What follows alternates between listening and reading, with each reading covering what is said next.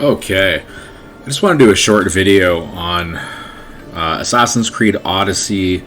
These are my favorite abilities to use. Obviously, a lot of this is personal preference, and I'm sure a lot of people probably have different ones than me. But I just wanted to go over some of the ones that I think are most valuable to me. As you can see, the ones in blue I haven't enabled. Some of them I have had enabled to try out in the past. I recently reset all my abilities and then just focused on maxing out the ones that I actually would use. So just starting over here with the Hunter. So I do have the shot spread of the 7 arrows.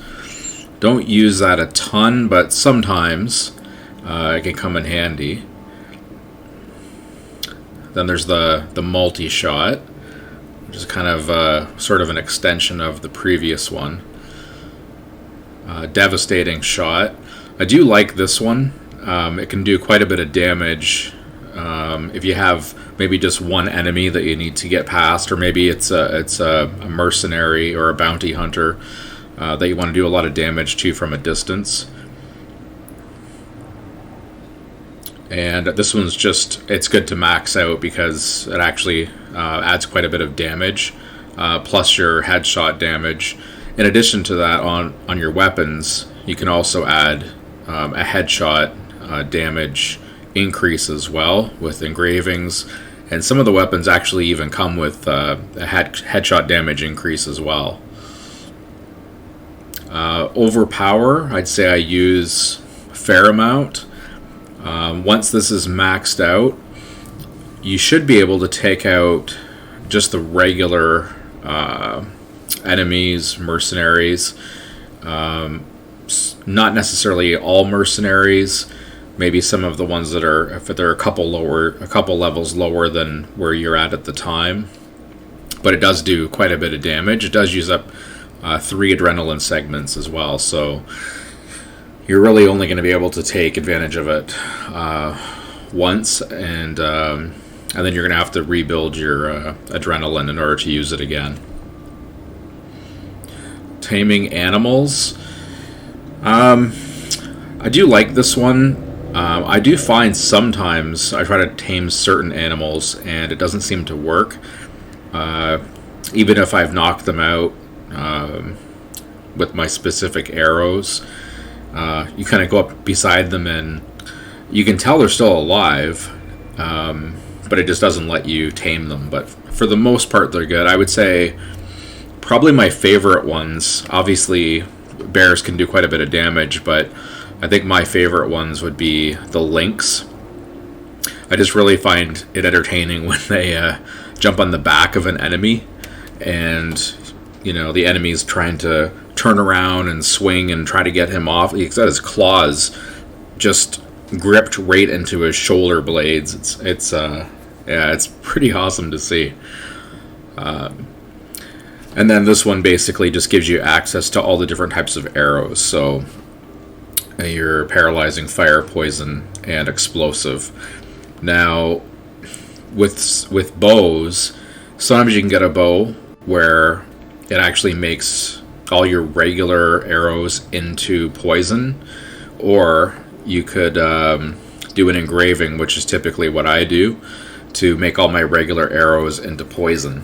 So adds a little bit more damage. And from there we've got health. So that one's really handy, especially early on in the game. Especially if you're fighting a boss, or if you're in an area, let's say you catch on fire. That's actually really good for if you're poisoned or if you catch on fire, because it actually removes that right away for you. This is just basically for weapons, so it just increases all the damage for your weapons. So it's a good one to max out almost right away. Keep in mind that the 3rd level of most of these, or I think the majority of these, will not be available until you actually hit your level 5 spear. Then again, related to sort of your health and just your ability to survive would be upgrading your armor. So this is 90%, so it's actually quite a bit. So that one I made sure that I upgraded fairly soon. This one I use all the time. It does vary in terms of what it looks like based on the weapon you're using. For a long time I was using the Hammer of Jason.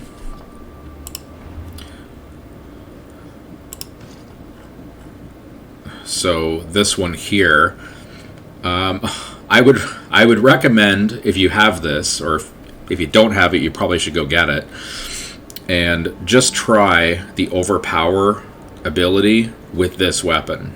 It's pretty awesome to see the animation. So I've switched over now to Mallet of Everlasting Flame. So I've been using this one for quite a while. And I find, I should point out as well, for me anyway, I find that when I do use the my current weapon or the Hammer of Jason, I can just press R, and it just seems to automatically target my enemies. Whereas if I'm using a spear, it almost feels like I have to point it in their direction in order for it to take effect. This one I actually got not too long ago when I did my reset of my abilities. So basically this one's really good for a situation where, let's say you're fighting an enemy and you're pretty close to defeating them, but maybe your health has gone a bit low. If you can enable this, then you're basically unkillable at the time, and you're going to inflict 50% more damage.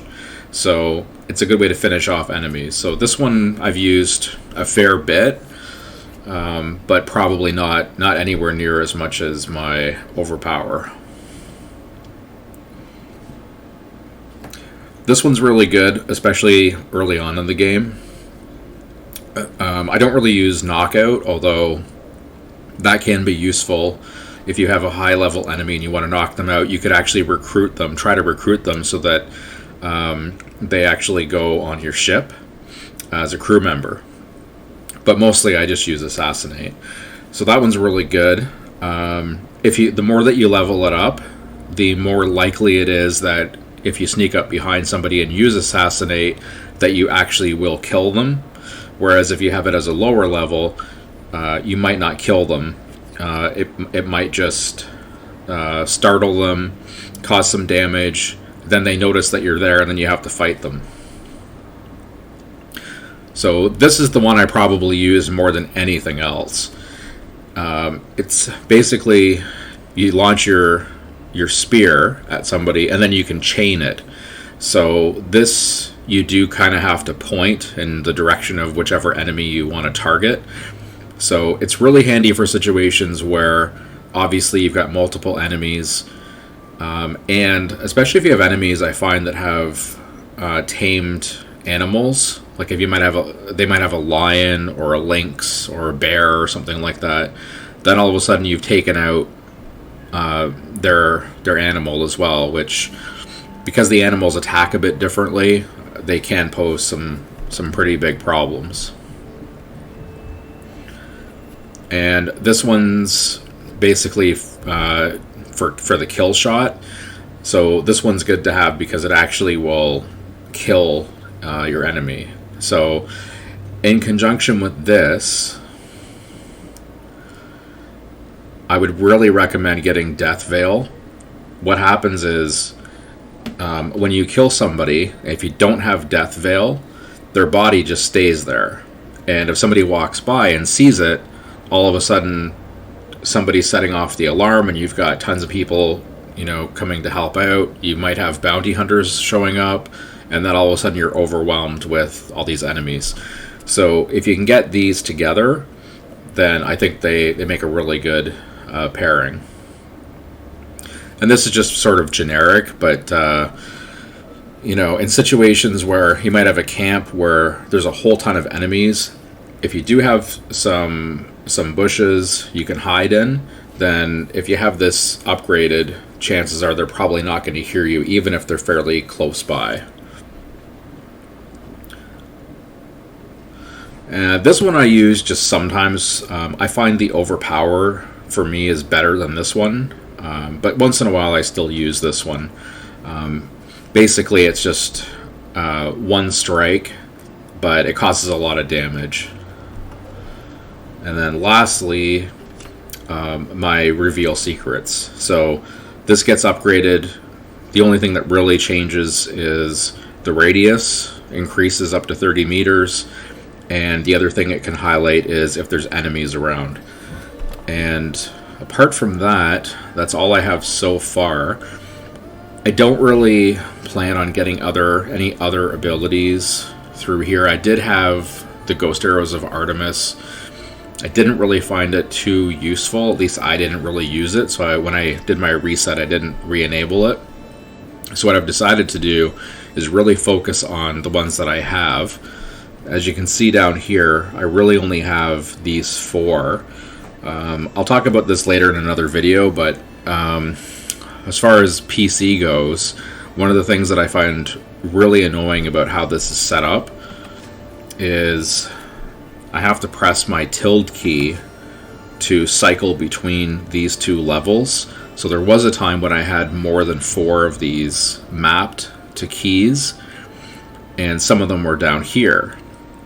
Problem is, you're in the middle of battle and you're switching over to your tilde key, and then you got to remember, which one do I have mapped to key number 1, 2, 3, or 4 on the second level. For me, it's perplexing why they didn't give you the option, because you do have a whole bunch of number keys. I definitely have 8 number keys, so I don't know why we couldn't have done 8 keys across and then given us the option to be able to use those. So because of the design, and because for me I found it very difficult to try to switch between them, I've specifically limited myself just to these 4. The one that I probably might consider getting, but I won't, only because I'm only using 4, was the shield break. I found that much more useful actually at the beginning of the game, because you'd have quite a few enemies that would have shields, and when your damage isn't very high and you don't have special damage like fire and poison and things like that and overpower, and you don't have any real special abilities, and you're just basically using a sword, as you can see in the picture, when he's trying to swing the sword, it's really not causing any damage at all. So I would actually probably recommend the shield breaker ability at the beginning of the game, or near the early goings of the game, and then later on, like for me, I've got this weapon here, which actually has fire damage, and 25% crit, which is an engraving that I added to it. So for me, I find it basically almost kind of melts away the shields anyway, or it causes damage regardless of whether somebody has a shield or not. The other thing is, I found that when I was using that, sometimes I would, because I had it mapped, so sometimes I'd press the key and it didn't seem to do anything. So I'm not entirely sure if it required adrenaline bars or not, but it doesn't say it does. But I found there was quite a few times I was standing right in front of an enemy, and I'm spamming, I had it set to 3, so I'm spamming my 3, and I'm just standing there. And eventually, of course, the enemy hits me, and then I've got damage caused against me. So I just decided in the end not to use it. So what I do at this point, with everything maxed out, is this is opened up. If you haven't got here, it opens up later in the game, where you can actually just add to specific abilities, just generally. So I don't really find a whole ton of these super useful. I would probably, for me, I'm only going to really focus on my crit damage, my crit chance, and maybe headshot. I guess if you really like to use staffs or spears, you could focus on that. Ranged resistance is another one I would consider. just in case you're getting situations where somebody's shooting a whole bunch of arrows at you, especially if it's multiple arrows and if there are fire arrows. Other than that, there's these ones here that are very specific to certain abilities. Most of these I don't even use, so wouldn't find them too useful. But what I think I will do is I'll probably just keep increasing my crit damage, headshot, crit chance, and then I'll probably add a little bit maybe even damage on animals and range resistance, and then go from there. So like I said, these are just my personal ones that I really find useful. Some of the other abilities, if you look at the demos, they look kind of cool, like for example the Sparta kick, but I mean, it's not often you're going to see a guy standing on the edge of a cliff by himself. So for me, I didn't really think it would be something that would be too useful gameplay wise. And that one I didn't really care for. Yeah, Bull Rush. I'm sure it could be useful, but I've just found other ones that I prefer. And Flaming Attacks. Again, I think this had to be mapped, so I decided not to use it. So anyway, those are mine. I'm sure other people have their own favorites. If you want to go ahead and share what yours are and why, or maybe something that you see here and you think, well, you should be using this instead. This works a lot better in this situation. Just in terms of how I play the game, I usually use this weapon, and I don't usually use the trident. I usually go for the Gorgon Slayer if I'm using an alternate weapon. So, but usually I'm using this, and then I also use my bows. So, about 94% done the game at this point. Haven't started the DLC. That looks like it's amazing, so I'm eager to check that out. But I'm going to leave it there for now. And like I said, if anybody wants to share any comments about what abilities they think or they prefer and why, feel free to go ahead and do so. And we'll catch you in the next video.